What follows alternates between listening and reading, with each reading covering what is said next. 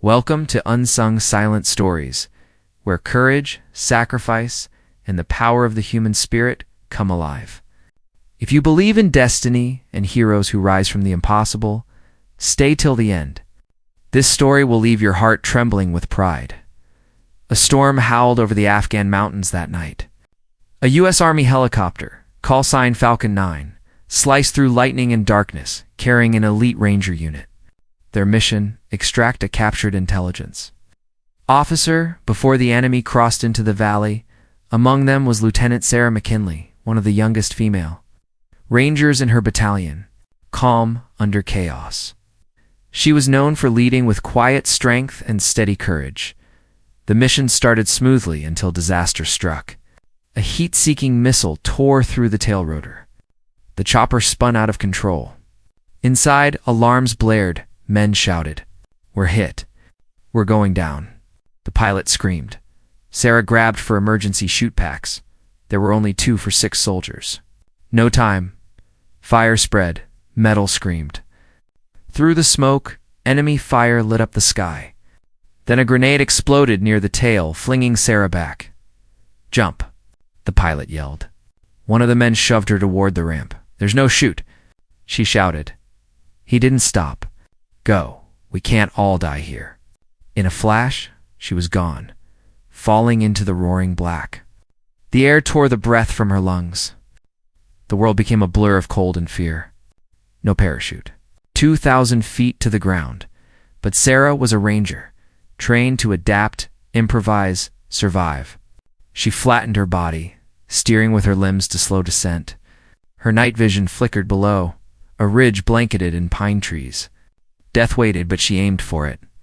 She crashed through treetops, each branch breaking her fall and her ribs. She hit the snow, rolling until she slammed against a log. Pain flooded her body. Blood filled her mouth. Then silence. The stars above. She whispered, "Rangers lead the way." Hours later, enemy trucks reached the crash site. Flames rose from Falcon 9. From their chatter, Sarah realized no one else survived. But she couldn't accept that. 2 ribs broken, shoulder dislocated, frost biting her fingers, she began crawling toward the wreckage. Halfway there, she saw movement. Sergeant Daniels, barely alive, trapped under the frame. "Sarah," he gasped, blood spilling from his chest. "I thought you were gone." "So did I," she whispered, pulling him free with one good arm. But rangers don't die that easy. She dragged him from the wreck, each sound risking discovery. The night was merciless, the cold unrelenting. As dawn broke, Sarah built a makeshift signal fire, tying a torn ranger patch to a branch, her silent message: "We're still here." Hours passed. No rescue. The enemy began sweeping the area. Daniels was fading fast. Desperation struck. She tore open the radio transmitter, patched it to a live battery and broken antenna. "This is Lieutenant Sarah McKinley, U.S. Army Rangers," she transmitted. "Falcon 9 down. 2 survivors. Request immediate extraction." Engines roared. Not American. The enemy had heard her. "They're coming," she told Daniels. "You stay here. I'll draw them off." "You won't make it," he murmured. She smiled faintly. "I already did." She loaded her rifle and limped into the trees. Snow crunched underfoot as gunfire erupted behind her. A bullet grazed her arm. She fell, rolled, fired back, dropping 2 men. Another charged. She swung her rifle like a club. The forest echoed with chaos, gunfire, screams, defiance. Outnumbered, outgunned, she refused to stop. Then a bullet hit her side. She fell into the snow, gasping, and heard it. A deep rumble above. Helicopters.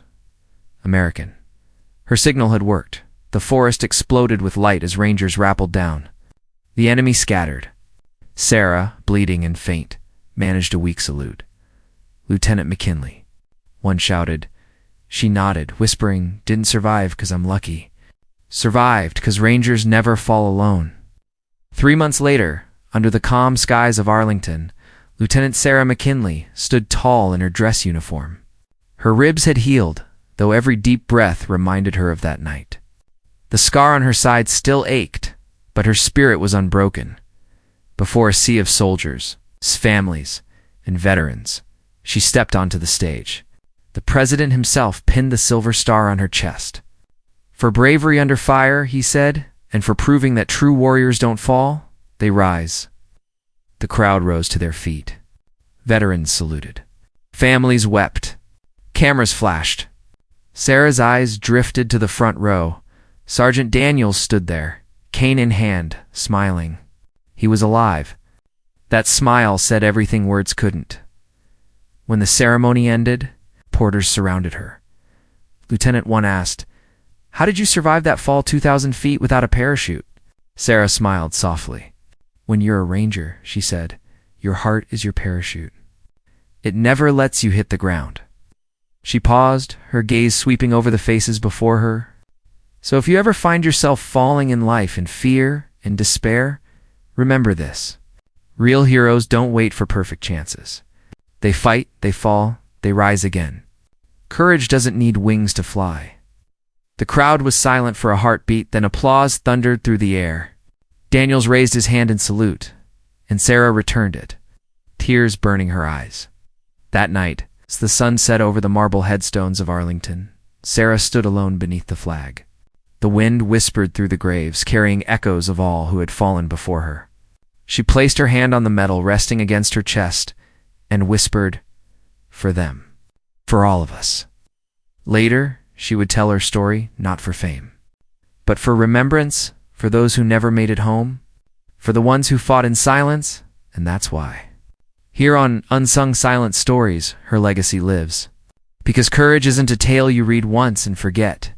It's a spark that keeps burning, reminding us that somewhere out there are heroes who don't fly, they endure. If Sarah McKinley's story touched your heart, like, comment, and subscribe. There are heroes out there whose names the world must never forget. Because courage is not a story, it's a legacy.